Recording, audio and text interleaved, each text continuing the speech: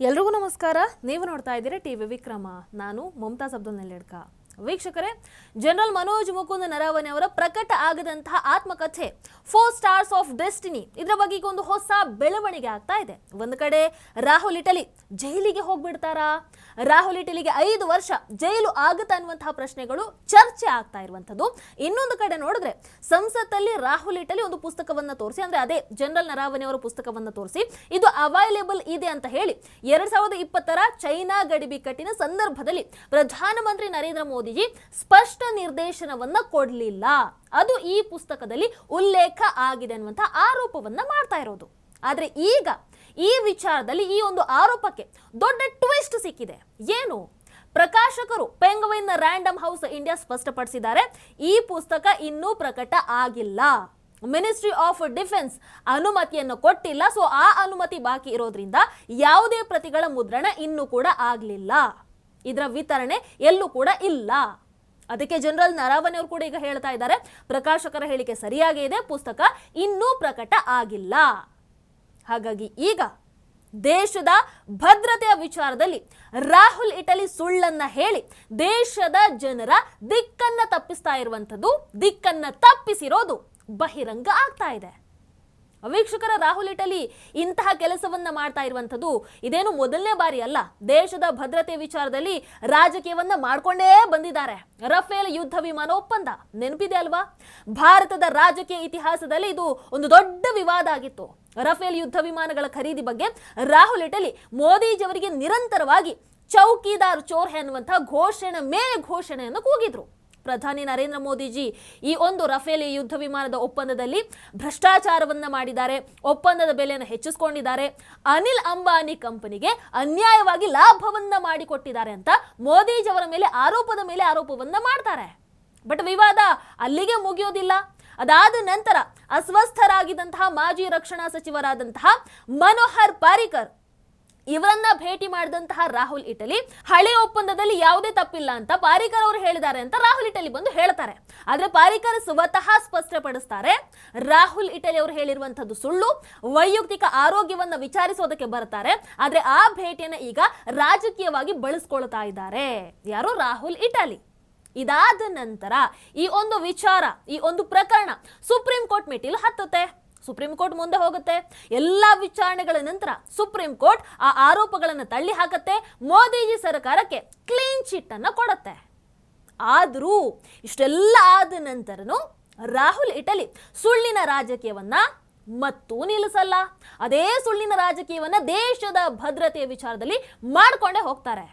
ವೀಕ್ಷಕರೇ, 2016ರ surgical strike ವಿಚಾರ, ಪಾಕ್ ಆಕ್ರಮಿತ ಕಾಶ್ಮೀರದಲ್ಲಿ ಭಯೋತ್ಪಾದಕ ಶಿಬಿರಗಳ ಮೇಲೆ ಭಾರತೀಯ ಸೇನೆ ದಿಟ್ಟ ಕ್ರಮವನ್ನು ಕೈಗೊಂಡ ನಂತರ ರಾಹುಲ್ ಇಟಲಿ ಪ್ರಧಾನಮಂತ್ರಿ ನರೇಂದ್ರ ಮೋದಿಜಿಯವರ ಮೇಲೆ ಖೂನ್ ಕಿ ದಲ್ಲಾಳಿ ಅನ್ನುವಂತಹ ಆರೋಪವನ್ನ ಮಾಡ್ತಾರೆ. ಅಂದ್ರೆ ಅವರ ಪ್ರಕಾರ, ಅಂದ್ರೆ ರಾಹುಲ್ ಇಟಲಿಯ ಪ್ರಕಾರ ಈ ದಾಳಿಗಳನ್ನ ಮೋದಿಜಿ ಚುನಾವಣಾ ಲಾಭಕ್ಕೋಸ್ಕರ ಮಾಡಿದ್ರು, ಅದನ್ನ ರಾಜಕೀಯವಾಗಿ ಮೋದಿಜಿಯವರು ಬಳಸ್ಕೊಂಡ್ರು ಅನ್ನುವಂಥದ್ದು ರಾಹುಲ್ ಅವರ ಆರೋಪ ಆಗಿತ್ತು. ಸೇನೆ ಇದಕ್ಕೆ ಸಾಕ್ಷ್ಯನ ಕೊಡಬೇಕನ್ನುವಂತಹ ಬೇಡಿಕೆಯನ್ನು ಇಡ್ತಾರೆ. DGMO ಕಾರ್ಯಾಚರಣೆ ನಡೆದಿರುವಂತದನ್ನ ಕನ್ಫರ್ಮ್ ಮಾಡಿದ್ರು ಕೂಡ ರಾಹುಲ್ ಇಟಲಿ ಸೇನೆಯ ಮಾತಿನ ಮೇಲೆ ಸಂಶಯವನ್ನ ವ್ಯಕ್ತಪಡಿಸ್ತಾರೆ. ಕೊನೆಗೆ ಇದೊಂದು ದೊಡ್ಡ ಮಟ್ಟಿನ ಹೊಡೆತವನ್ನ ಕೊಡ್ತಾ ಇದೆ ಅನ್ನುವಂಥದ್ದು ರಾಹುಲ್ ಇಟಲಿಗೆ ಗೊತ್ತಾದಾಗ ಅದೇ ರಾಹುಲ್ ಇಟಲಿ ತಮ್ಮ ಹೇಳಿಕೆಯನ್ನ ಹಿಂತೆಗೆದುಕೊಂಡ ಹಾಗೆ ಮಾತನಾಡಿ, ಈ ದಾಳಿಗೆ ನಾನು ಕೂಡ ಫುಲ್ ಬೆಂಬಲವನ್ನ ಕೊಟ್ಟಿದ್ದೀನಿ, ಆದ್ರೆ ಇವ್ರು ಏನೋ ಒಂದಷ್ಟು ಪ್ರೊಪಗ್ಯಾಂಡವನ್ನ ಮಾಡ್ತಾ ಇದ್ರು, ಸೊ ಅದಕ್ಕೆ ನನ್ನ ವಿರೋಧ ಇದೆ, ಅದನ್ನ ನಾನು ವಿರೋಧ ಮಾಡಿದೆ ಅಂತ ತಿರ್ಗಿಸ್ಬಿಡ್ತಾರೆ. ರಾಜಕೀಯವನ್ನ ಮಾಡ್ತಾ ಮಾಡ್ತಾ ರಾಷ್ಟ್ರೀಯ ಭದ್ರತೆಯ ವಿಚಾರದಲ್ಲಿ ಇಲ್ಲೂ ಕೂಡ ಧಕ್ಕೆ ತರುವಂತಹ ಕೆಲಸವನ್ನ ರಾಹುಲ್ ಇಟಲಿ ಆ ಮೂಲಕ ಮಾಡ್ತಾರೆ. ವೀಕ್ಷಕರು, ಇನ್ನು ಚೈನಾ ಗಡಿ ವಿಚಾರದಲ್ಲಿ ಕೂಡ ಅಷ್ಟೇ ರಾಹುಲ್ ಇಟಲಿ ತಪ್ಪು ಮಾಹಿತಿಯ ಮೂಲ ಆಗಿ ನಿಲ್ತಾರೆ. ಗಾಲ್ವಾನ್ ಘಟನೆಯ ನಂತರ ಚೈನಾ ಭಾರತದ ಸುಮಾರು 2000 ಚದರ ಕಿಲೋಮೀಟರ್ ಭೂಮಿಯನ್ನ ಆಕ್ರಮಣ ಮಾಡಿಕೊಂಡಿದೆ. ಅರುಣಾಚಲ ಪ್ರದೇಶದಲ್ಲಿ ನಮ್ಮ ಸೈನಿಕರನ್ನ ಯಾರು ಚೈನಾದವರು ಹೊಡೆದಿದ್ದಾರೆ. Our soldiers were thrashed black and blue. ಹೀಗೆ ಪದೇ ಪದೇ ಆರೋಪಗಳನ್ನ ಮಾಡ್ತಾನೆ ಇದ್ರು. ಆದ್ರೆ ಆಗಿನ ಸೇನಾ ಮುಖ್ಯಸ್ಥರಾಗಿದ್ದಂತಹ ಜನರಲ್ ನರವಣೆ ಅವರು ಇದನ್ನ ಖಂಡಿಸಿ 1 ಇಂಚು ಭೂಮಿಯನ್ನ ಕೂಡ ನಾವು, ಅಂದ್ರೆ ಭಾರತ ಕಳ್ಕೊಂಡಿಲ್ಲ, ನಾವು ಇದ್ದಂತಹ ಜಾಗದಲ್ಲೇ ಇದ್ದೇವೆ ಅಂತ ಸ್ಪಷ್ಟಪಡಿಸ್ತಾರೆ. ಆದ್ರೆ at the same time 2017 Doklam ಸಂಘರ್ಷದ ಸಮಯದಲ್ಲಿ ರಾಹುಲ್ ಇಟಲಿ ಚೈನಾದ ರಾಯಭಾರಿಯನ್ನು ಗುಪ್ತವಾಗಿ ಭೇಟಿಯಾಗಿದ್ರು. ಈ ಒಂದು ವಿಚಾರ ಬಹಳ ಚರ್ಚೆ ಕಾರಣ ಆಗುತ್ತೆ. ಆ ಸಮಯದಲ್ಲಿ ನಡೆದಂತಹ ಆ ಒಂದು ಭೇಟಿ ರಾಹುಲ್ ಯಾರ ಪರ ನಿಂತಿದ್ರು ಅನ್ನುವಂತಹ ಪ್ರಶ್ನೆಗಳನ್ನು ಕೂಡ ಎಬ್ಸಿದ್ವು. ಅಂದ್ರೆ ತಮ್ಮ ರಾಜಕೀಯಕ್ಕೋಸ್ಕರ ಶತ್ರು ರಾಷ್ಟ್ರದ ಪ್ರೊಪಗ್ಯಾಂಡವನ್ನ, ಅಂದ್ರೆ ಚೈನಾದ ಒಂದಷ್ಟು ಪ್ರೊಪಗ್ಯಾಂಡವನ್ನ ಹಿಡ್ಕೊಂಡು ಭಾರತದಲ್ಲಿ ಬಂದು ರಾಹುಲ್ ಇಟಲಿ ಪ್ಲೇ ಮಾಡಿದ್ರ ಅನ್ನುವಂತಹ ಪ್ರಶ್ನೆ ಗೊತ್ತಿಲ್ಲ. ಸೊ ಇವೆಲ್ಲವನ್ನು ನೋಡ್ತಾ ಇದ್ರೆ ಇದೇನು ಒಂದು ಬಾರಿ ನಡೆದಂತಹ ಘಟನೆಗಳು ಅಲ್ಲ. ಪದೇ ಪದೇ ರಾಹುಲ್ ಇಟಲಿ ಕಡೆಯಿಂದ ದೇಶದ ಭದ್ರತೆಯ ವಿಚಾರದಲ್ಲಿ ನಡ್ಕೊಂಡು ಬರ್ತಾ ಇರುವಂತದ್ದು. ಅಂದ್ರೆ ರಾಹುಲ್ ಇಟಲಿ ಕಡೆಯಿಂದ ಇದೊಂದು ಪ್ಯಾಟರ್ನ್ ಆಗಿಬಿಟ್ಟಿದೆ. ನರಾವನೆ ಅವರ ಪುಸ್ತಕದಿಂದ ಹಿಡಿದು ರಫೇಲ್ ಒಪ್ಪಂದದವರೆಗೆ, ಸರ್ಜಿಕಲ್ ಸ್ಟ್ರೈಕ್ ಇಂದ ಹಿಡಿದು ಚೈನಾ ವಿಚಾರದವರೆಗೆ ಭಾರತದ ಮೇಲಿರುವಂತಹ ರಾಹುಲ್ ಇಟಲಿಯ ನಿಷ್ಠೆಗಿಂತ ಅವರಿಗೆ ರಾಜಕೀಯ ಸುಳ್ಳುಗಳೇ ಜಾಸ್ತಿ ಇಷ್ಟ ಆಗುವಂಥದ್ದು. ಅವರು ಅದಕ್ಕೆ ಹೆಚ್ಚಿನ ಒತ್ತನ್ನು ನೀಡ್ತಾ ಇರುವಂಥದ್ದು. ಭಾರತದ ನಿಲುವನ್ನ ಇಲ್ಲಿ ದುರ್ಬಲಗೊಳಿಸೋದ್ರಿಂದ ಯಾರಿಗೆ ಲಾಭ ಇದೆ ಹೇಳಿ? ನಮಗಂತೂ ಲಾಭ ಇಲ್ಲ. ನಮ್ಮ ಸೈನಿಕರನ್ನು ಅವಮಾನ ಮಾಡಿ ನಮಗೆ ಲಾಭ ಇದೆಯಾ? ನಮ್ಮ ದೇಶಕ್ಕೆ ಅವಮಾನ ಮಾಡಿ ನಮ್ಮ ದೇಶದ ಮೇಲೆ ಅನುಮಾನವನ್ನ ಪಡುವಂಥದ್ದು, ನಮ್ಮ ಸೇನೆ ಮೇಲೆ ಅನುಮಾನವನ್ನ ಪಡುವಂಥದ್ದು ಯಾರಿಗೆ ಲಾಭ ಇದರಲ್ಲಿ? ನಮಗ್ ಲಾಭ ಇಲ್ಲ. ಆದ್ರೆ ರಾಹುಲ್ ಇಟಲಿಗೆ ಇರ್ಬೇಕಲ್ವಾ? ಅಲ್ಲ, ನಾನು ಕೇಳ್ತಾ ಇದ್ದೀನಿ. ಯಾಕೆ ಅಂತಂದ್ರೆ ರಾಹುಲ್ ಇಟಲಿ ನಡ್ಕೊಳ್ತಾ ಇರುವಂತಹ ರೀತಿ ಹಾಗೆ ಇದೆ ಪ್ರತಿ ಸಂದರ್ಭದಲ್ಲೂ ಕೂಡ. ವೀಕ್ಷಕರೀಗ ದೇಶದ ರಾಜಕೀಯದಲ್ಲಿ ಬಹಳ ದೊಡ್ಡ ಸದ್ದು ಆಗ್ತಾ ಇರುವಂತಹ ವಿಚಾರ ಒನ್ಸ್ ಅಗೇನ್ ನರಾವನೆ ಅವರ ಪುಸ್ತಕ. ರಾಹುಲ್ ಇಟಲಿ ಜೈಲಿಗೆ ಹೋಗ್ತಾರಾ? ರಾಹುಲ್ ಇಟಲಿಗೆ 5 ವರ್ಷ ಶಿಕ್ಷೆ ಆಗುತ್ತಾ ಅಂತ ಕೇಳ್ತಾ ಇದ್ದಾರೆ. ಹೌದಾ? ರಾಹುಲ್ ಇಟಲಿ ತಮ್ಮ ಹತ್ರ 4 ಸ್ಟಾರ್ಸ್ ಆಫ್ ಡೆಸ್ಟಿನಿ ಅನ್ನುವಂತಹ ಪುಸ್ತಕ ಇದೆ ಅಂತ ಹೇಳ್ಕೊಳ್ತಾರೆ. ಸಂಸತ್ತಲ್ಲಿ ಅದನ್ನು ಹಿಡ್ಕೊಂಡು ಓಡಾಡ್ತಾರೆ. ಆದ್ರೆ ಆ ಪುಸ್ತಕ ಇನ್ನೂ ಪ್ರಕಟ ಆಗ್ಲಿಲ್ಲ ಅನ್ನುವಂಥದ್ದು ಪೆಂಗ್ವಿನ್ ಪಬ್ಲಿಷರ್ಸ್ ಕಡೆಯಿಂದ ಬಂದಿರುವಂತಹ ಕ್ಲಾರಿಫಿಕೇಶನ್.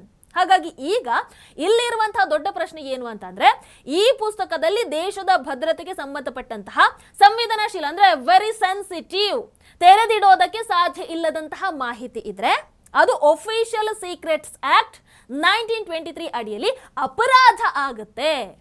ರಾಹುಲ್ ಇಟಲಿ ಇದನ್ನ ಮಾಡಿರೋದ್ರಿಂದ ರಾಹುಲ್ ಇಟಲಿಗೆ ಜೈಲು ಆಗತ್ತಾ? ವೀಕ್ಷಕರ, ಹಿಂದಿನ ಕಾರ್ಯಕ್ರಮದಲ್ಲೂ ಕೂಡ ನಾನು ಹೇಳಿದ್ದೀನಿ ಒಫಿಷಿಯಲ್ ಸೀಕ್ರೆಟ್ ಆಕ್ಟ್ ಏನು. ಒಫಿಷಿಯಲ್ ಸೀಕ್ರೆಟ್ಸ್ ಆಕ್ಟ್ ಅಂತಂದ್ರೆ ಈ ಕಾಯ್ದೆಯ ಪ್ರಕಾರ ರಹಸ್ಯ ಸರಕಾರಿ ಮಾಹಿತಿಯನ್ನ, ದೇಶದ ಭದ್ರತೆಯ ವಿಚಾರಗಳನ್ನ ಅದು ಸಂಗ್ರಹಿಸೋದಾಗಿರಬಹುದು, ಅದನ್ನ ಹಂಚುವಂಥದ್ದಾಗಿರಬಹುದು, ಅಥವಾ ದೇಶದ ಭದ್ರತೆಗೆ ಹಾನಿ ಆಗುವಂತಹ ರೀತಿಯಲ್ಲಿ ಒಂದಷ್ಟು ಮಾಹಿತಿಗಳನ್ನ ಬಳಸುವಂಥದ್ದು, ಇವೆಲ್ಲವೂ ಕೂಡ ಅಪರಾಧ ಆಗತ್ತೆ. ಹಾಗಾದ್ರೆ ಬಹಳಷ್ಟು ಮಂದಿ ಕೇಳಬಹುದು ಇಲ್ಲಿ ಬಂದು, ರಾಹುಲ್ ಇಟಲಿ ಇಲ್ಲಿ ಒಂದು ಪುಸ್ತಕವನ್ನ ಹಿಡಿದು ಕೂಡಲೇ ಏನ್ ದೊಡ್ಡ ಅಪರಾಧ ಆಗಬಿಡುತ್ತಾ ಅಂತ ಕೇಳಬಹುದು.